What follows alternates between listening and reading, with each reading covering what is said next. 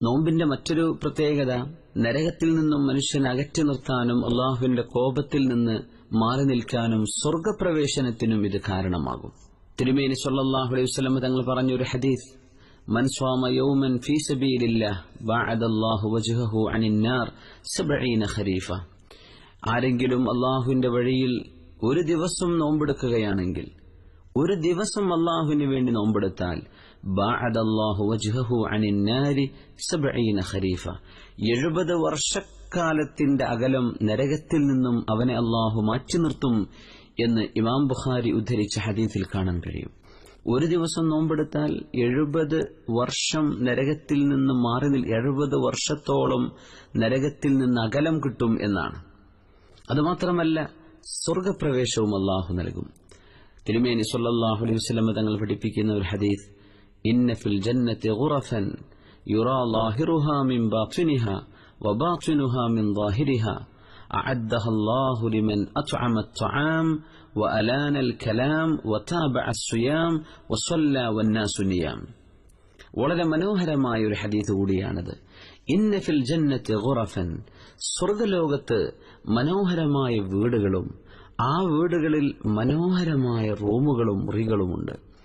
അതിന്റെ പ്രത്യേകത, യുറാ ളാഹിറുഹാ മിൻ ബാത്തിനിഹാ, ആ വീടുകളുടെ റൂമിന്റെ പുറം ഭാഗം അകത്തുനിന്ന് കാണാൻ കഴിയും, അകഭാഗം പുറത്തു നിന്നും കാണാൻ കഴിയും. നമ്മളൊരു വീടിനകത്താണെങ്കിൽ അകത്തിരിക്കുമ്പോഴതിന്റെ പുറം നമ്മൾ കാണുന്നില്ല. എന്നാൽ സ്വർഗത്തിലെ ഈ വീടിന്റെ പ്രത്യേകത, അകത്തിരിക്കുമ്പോൾ പുറഭാഗവും പുറത്തിരിക്കുമ്പോൾ അകഭാഗവും കാണാൻ കഴിയുന്ന വളരെ മനോഹരമായ ചില വീടുകളും കൊട്ടാരങ്ങളുമുള്ള ഒരു സ്വർഗലോകം. അത് ആർക്കുള്ളതാണെന്നാണ് നബി തിരുമേനി പറയുന്നത്. ഏറ്റവും നല്ല ഒരു സ്വഭാവ ഗുണത്തെ നബി തിരുമേനി ഇവിടെ പരിചയപ്പെടുത്തുന്നുണ്ട്. അഅദ്ദഹല്ലാഹ്, ഇതല്ലാഹു ഒരുക്കി വെച്ചിരിക്കുന്ന ആർക്കെന്നറിയുമോ? ലിമൻ അത്അമ അത്അം, ഭക്ഷണം കൊടുക്കുന്നവർക്കാണ്. അത്രേ പറഞ്ഞു, ആർക്ക് എന്ന് പറഞ്ഞില്ല. ഭക്ഷണം കൊടുക്കുന്നു വിശക്കുന്നവർക്ക്.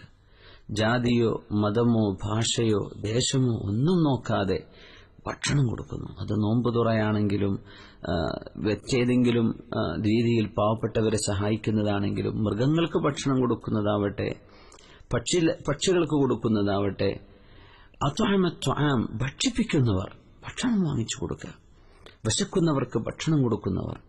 വഅലാനൽ കലാം, സൗമ്യമായി സംസാരിക്കുന്നവർക്ക്, ബഹളമുണ്ടാക്കാതെ അഹങ്കാരത്തിന്റെ സ്വരത്തിൽ സംസാരിക്കാതെ അലാനൽ കലാം, സൗമ്യമായ സംസാരം കൊണ്ട് നടക്കുന്നവർ.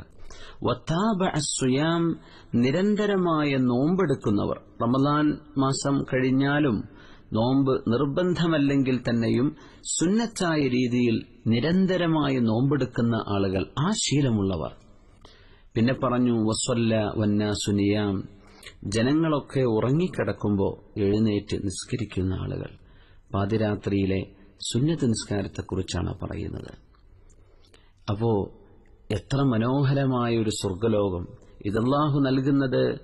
നോമ്പ് നിരന്തരമായി നോമ്പ് കൊണ്ട് നടക്കുന്നവർ, റമദാൻ കഴിഞ്ഞാൽ നോമ്പ് അവസാനിച്ചു, പിന്നെ അടുത്ത റമദാൻ വരേക്കും അതിന്റെ ഇടയ്ക്കൊന്നും നോമ്പെടുക്കാത്ത അവസ്ഥയല്ല.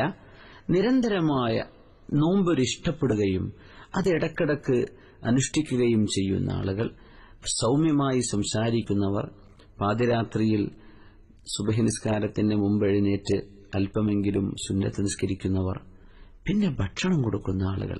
ഈ 4 ഗുണങ്ങൾ ഒത്തുചേർന്ന ആളുകൾക്കാണ് സ്വർഗത്തിലെ ആ ഒരു അകത്തുനിന്ന് പുറം കാണാൻ കഴിയുന്ന, പുറത്തുനിന്ന് അകം കാണാൻ കഴിയുന്ന എന്ന് പറഞ്ഞ മനോഹരമായ സ്വർഗലോകത്തിന്റെ കൊട്ടാരങ്ങൾ ഒരുക്കി വച്ചത് ഈ ആളുകൾക്കാണെന്ന് തിരുമേനി സ്വല്ലല്ലാഹു അലൈഹി വസല്ലം